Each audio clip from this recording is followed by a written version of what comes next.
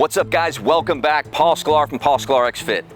Who doesn't want six-pack abs? And I'm talking six-pack abs that when you go to the beach, people look at you and go, man, what does that guy do to get abs like that? How do I get abs like that for myself? Well, there's good news. Today, I'm gonna show you 3 exercises that I use in my routine to keep my abs sculpted and carved up year-round. Now, having six-pack abs, 8-pack abs, or whatever you wanna call them, is no easy task.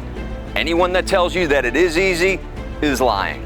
Now, that being said, once you get to the point where I am, it is easy. You've already learned how to eat. You've already learned how to exercise. You know what works and you know what doesn't work. So the road getting to abdominal greatness is very, very difficult. But once you get there, it's easy. If you've been following me for a long time, you know that I like to get abdominal work done during just about every single exercise.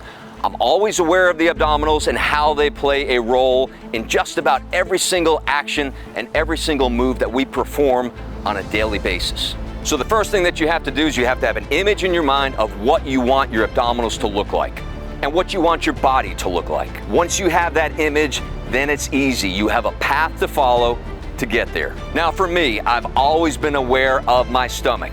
I've always been aware of my abdominals since I was a little kid, and I had this image in my mind of exactly how I wanted them to look. So I have been doing this for a very, very long time. This did not happen overnight, I can tell you for sure.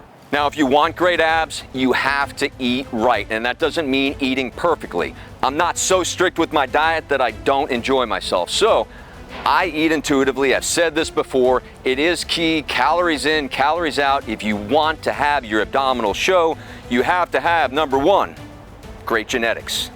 Do I have great genetics? I don't know.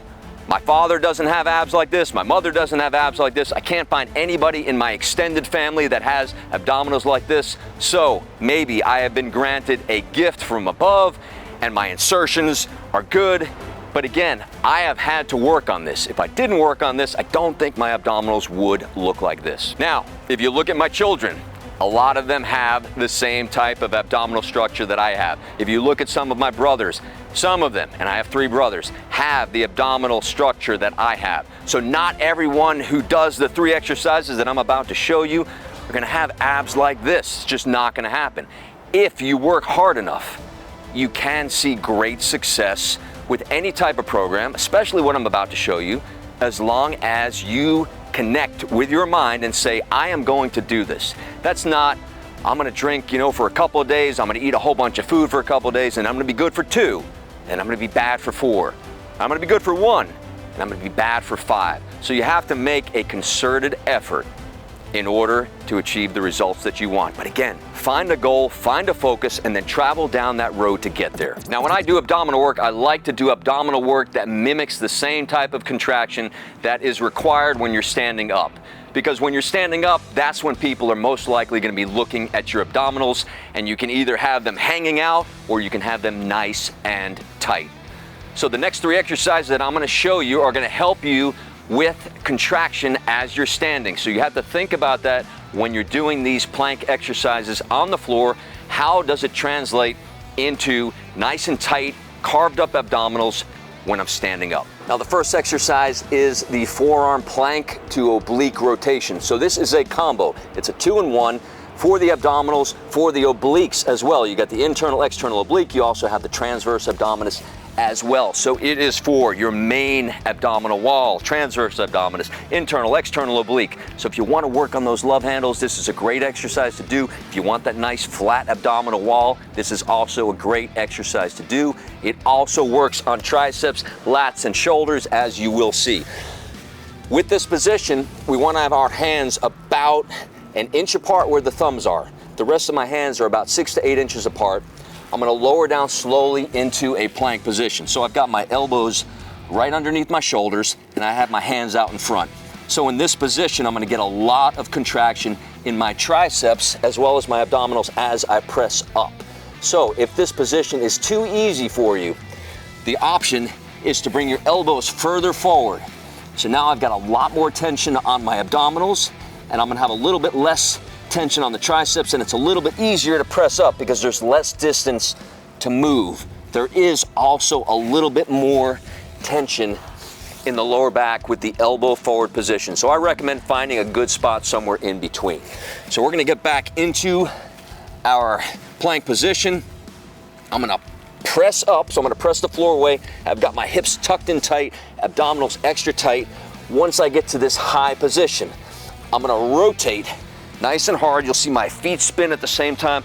I'm gonna pretend like I'm taking my elbow and smashing it against something behind me. When I do that, I've got massive contraction in the obliques. I also have massive contraction in the abdominals at the same time. So from this position, I'm gonna rotate back, get my hand right back in the same spot, drop right back down, tuck my hips, press up nice and hard, rotate to the other side, squeeze my back extra tight, and rotate back to start. So remember, when you're doing this exercise, contract extra tight. I like to get somewhere between 10 and 12 of these at a time. I'm contracting extra hard. Maximize contraction throughout the entire range of motion, and you'll get more out of the plank. The second exercise is the forearm plank press up and reach.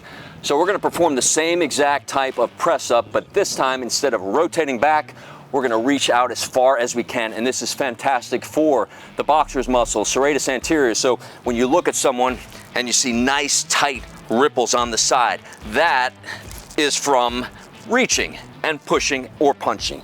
So we get into position here. We're gonna get right back down into our forearm plank. We're gonna press up, and once I press up, and you'll take a look at my feet. My feet are about 2 feet apart, and that's gonna make a difference as well. The wider the base, the easier it is to maintain position. Again, even in this position, it is tough on the abdominals. So we'll go back to our forearm plank position. We're gonna press up, and once I press up, I'm gonna reach out as far as I can, keeping my hips square. So I'm reaching, pulling my belly button into my spine, and then dropping back down into forearm plank smoothly.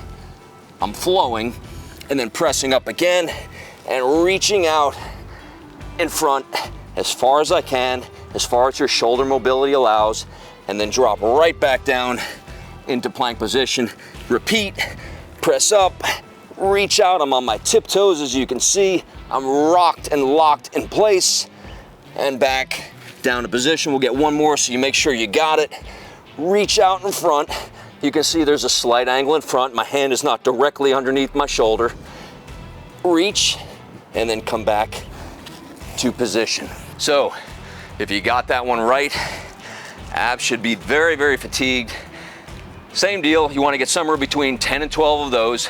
You can rest any amount of time you want in between the first exercise and the second. I typically like to take 30 seconds to a minute rest, let my abdominals recover, and then move on to the next exercise. Now the third and final exercise is something that I put on social media before, was a big hit. I'm gonna explain it to you today. It's not complicated, but there are a lot of different moves within the one exercise. I call it the multi-directional plank. Now for the multi-directional plank, all you'll need to do is get into a push-up position. I'm slightly closer than shoulder width for my hands, and I'm slightly wider with my foot position. To start the multi-directional plank, you'll make sure that you keep your hips locked in place. So I'm not gonna tilt up. I've got my hips locked in place. They're parallel to the floor or the ground. Once I've got my hips locked in place, with a stiff arm, I'm gonna shoulder tap to my right side, back down, shoulder tap to my left side, back down. Then I'm gonna take my arm, again, keeping my hips square, squeezing my rear delt. I'm gonna reach up to the side, back down to start, reach out to the side, back down to start. And now I'm gonna take a big reach forward, back to start, big reach forward. Again, keep your hips square, back to start. Then I'm gonna take a cross body thigh tap, back to start, cross body thigh tap. Again, notice my hips have not moved, and back to start. Your abdominals at this point are bearing the majority of the tension and should be fatigued. So be careful that you don't go into your lower back. So in real time, I'm gonna shoulder tap, side raise, reach, tap, tap, Now, the key to that last multi-directional plank is in the hips. It's also the key in the first and second plank variations as well. You have to keep your hips square to the ground or the floor, or else you'll lose contraction in the abdominal wall. I typically like to run around 5 complete rounds of that multi-directional plank. Again, you can give yourself 30 seconds to a minute in between the second plank and the third plank variation, completely up to you. If your fitness level is a little higher, you may be able to go back to back to back. If you're not quite there yet, you may need a little bit more time in between each. It really doesn't matter as long as you are maximizing contraction during all 3 of those plank variations. Now, you can do these 3 exercises after any workout. It really doesn't matter. Pick one you want. Do it at the end. Now, you can also try this workout before you start your main workout, and that'll pre-exhaust your abdominals. You'll think about them in every single exercise that you do. You'll know that they're there, and it may help you with that mind-body connection to get your abdominals involved in just about every single exercise that you do. Typically, what I like to do, I like to run 3 to 5 rounds of that. Again, most of those sequences are to form failure, so your fatigue level should be pretty high. You should be able to get it done pretty quickly. And as I've said in previous videos, if you're as busy as I am, you want to get into the gym, get it done as quickly as possible. For that particular sequence, you don't even need to get into the gym. You can do that the first thing when you wake up in the morning. You can do that during your lunch break. You can do that anytime. So certainly with this particular series, no excuses. You don't need any equipment, and you can get it done relatively fast and get a lot of bang for your buck. Now, if you enjoy this workout as much as I did, please subscribe to my channel. Work hard, train hard, eat smart, and I'll see you next time.